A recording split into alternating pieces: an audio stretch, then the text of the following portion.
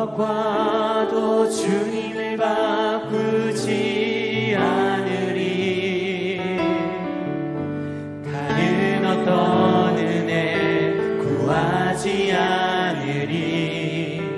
오직 주님만이 내 삶의 도움이시니 주의 얼굴 보기 원하. 우리 다시 한 번 더 고백합니다. 나 무엇과도 주님을 바꾸지 않으리.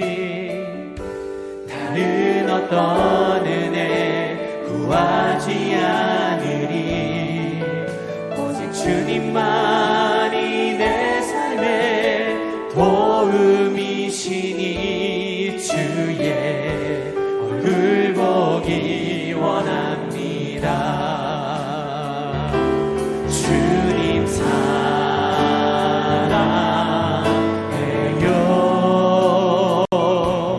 온 마음과 정성 다해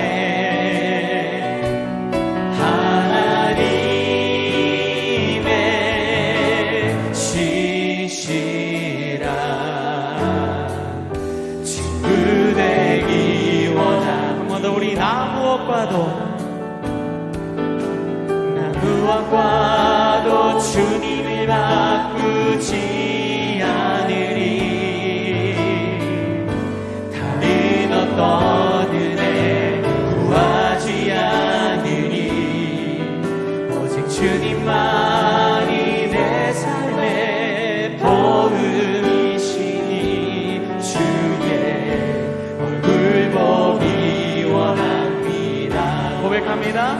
주님 사랑해요.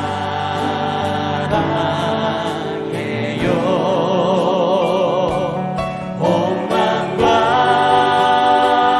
정성 다해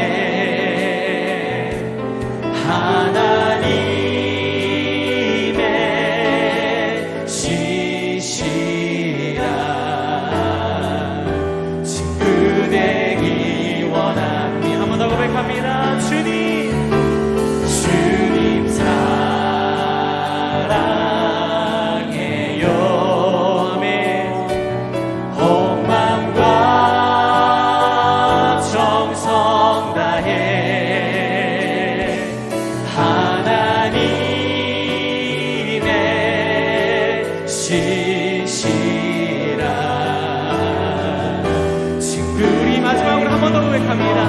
예수 그리스도 우리 주님을 사랑합니다. 주님 사랑해요. 온 마음과 정성 다해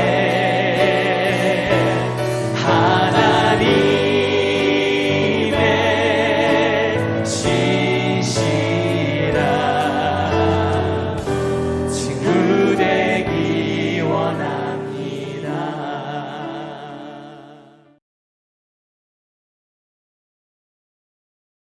할렐루야. 사랑하는 성도 여러분, 오늘도 하나님의 말씀으로 하루를 열어 새 힘을 얻고 주님의 은혜를 누리는 시간이 되시기를 축복드립니다.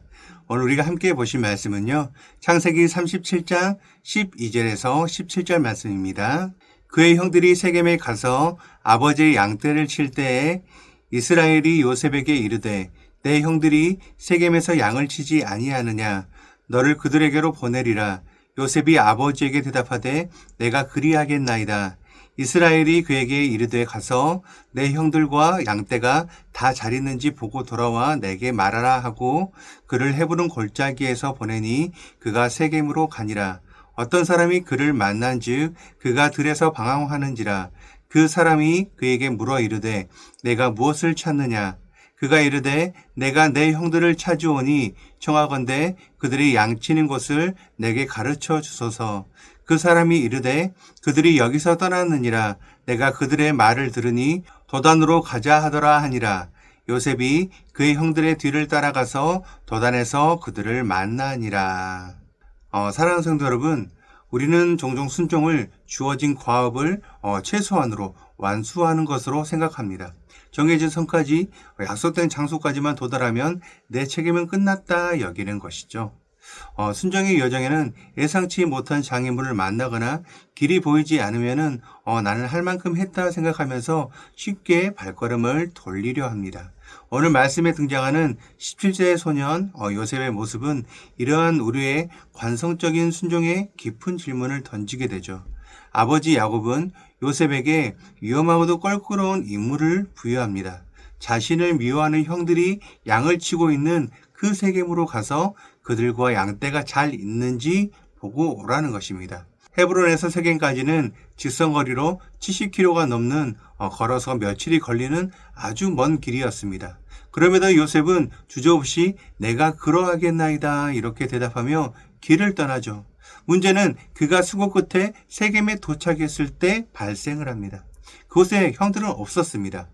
이 순간 요셉에게는 돌아갈 완벽한 명분이 있었습니다. 그는 아버지의 명령대로 세겜까지 왔던 것이죠.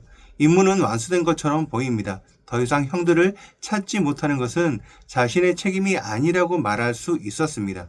하지만 요셉은 돌아가지 않았어요. 15절은 그가 들에서 방황하고 있었다라고 기록을 합니다. 그는 포기하지 않고 형들의 흔적을 찾아 들판을 헤매고 있었습니다. 바로 그때 어떤 사람이 그에게 다가와 묻습니다. 이것은 오늘 묵상의 핵심 질문이기도 합니다. 너가 무엇을 찾느냐? 너가 무엇을 찾느냐? 이 질문은 그의 행방을 묻는 것이 아니라 그의 순종의 목적과 동기, 그 마음의 중심을 꿰뚫는 질문입니다. 이 질문 앞에서 우리의 모습은 어떠하나요? 우리는 하나님 앞에서 무엇을 찾고 있으십니까? 단순한 문제 해결, 아니면 종교적 의무의 이행, 아니면은 마음의 평안을 찾고 있으십니까? 아니면 그 모든 것을 넘어서 아버지 하나님의 뜻 그 자체를 찾고 있으십니까? 요셉의 대답은 참된 순종이 무엇인지를 우리에게 보여주는 위대한 선언이었어요. 그는 아버지가 가라고 한 곳을 찾습니다라고 말하지 않았고 그는 내 형들을 찾나이다 라고 대답했습니다. 이것이 바로 순종의 본질적인 차이예요. 요셉의 순종은 과업 중심이 아니었습니다. 그의 목적은 단순히 세겜에 도착하는 것이 아니라 형들을 만나 안부를 확인하고 아버지의 뜻을 이루는 것이었습니다. 그래서 그는 세겜의 형들이 없다는 사실 앞에서 포기한 것이 아니라 오히려 더 적극적으로 그들을 찾아 나선 것입니다. 그는 익명의 사람에게 도움을 청하고 결국 형들이 있다는 도단까지 수십 킬로미터를 더 걸어가게 되죠. 이것이 바로 하나님께서 우리에게 원하시는 자발적이고 적극적인 순종입니다. 하나님께서는 우리가 마지못해 최소한의 의무만 하는 수동적인 순종을 기뻐하지 않으세요. 하나님 아버지의 마음을 헤아려서 그 뜻이 온전히 이루어지기를 갈망하며 기꺼이 장애물을 넘고 한 걸음 더 나아가는 그 순종을 찾고 계십니다. 하나님은 지금도 적극적으로 순종할 사람을 찾으시며 그에게 우리가 가야 할 다음 길 도단을 알려주십니다. 그렇다면 무엇이 이 어린 소년으로 하여금 이토록 끈질기고 희생적인 순종을 가능하게 했을까요? 그것은 그의 남다른 의지나 인내심 때문이 아니었습니다. 성경은 그가 아버지의 특별한 사랑을 받은 자였음을 강조하죠. 그는 채색 옷으로 상징되는 아버지의 사랑을 듬뿍 받고 자랐습니다. 바로 그가 먼저 받은 그 사랑이 자신을 미워하는 형들을 향한 이 고된 순종의 여정을 완주하게 만드는 강력한 동력이 되어 주었던 것이죠. 요한일서 4장 19절 말씀입니다. 우리가 사랑함은 그가 먼저 우리를 사랑하셨음이라. 이것은 신앙의 대원칙입니다. 우리가 하나님께 순종하는 것은 그분의 사랑을 얻어내기 위한 공로가 아니에요.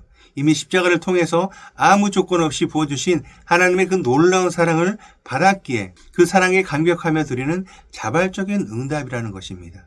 순종의 길이 버겁고 포기하고 싶어질 때 우리는 더 강한 의지를 결심하기에 앞서서 나를 위해 아들을 내어주시기까지 나를 먼저 사랑하신 아버지 그 사랑 앞으로 우리는 돌아가야 합니다. 그 사랑만이 우리를 다시 일으켜 세우고 도단을 향해 나아가게 만드는 유일한 힘이 되는 것이죠. 요셉의 이 끈질긴 순종이 그를 어디로 인도했나요? 형들과의 감격적인 화해나 아버지의 칭찬이 아니었습니다.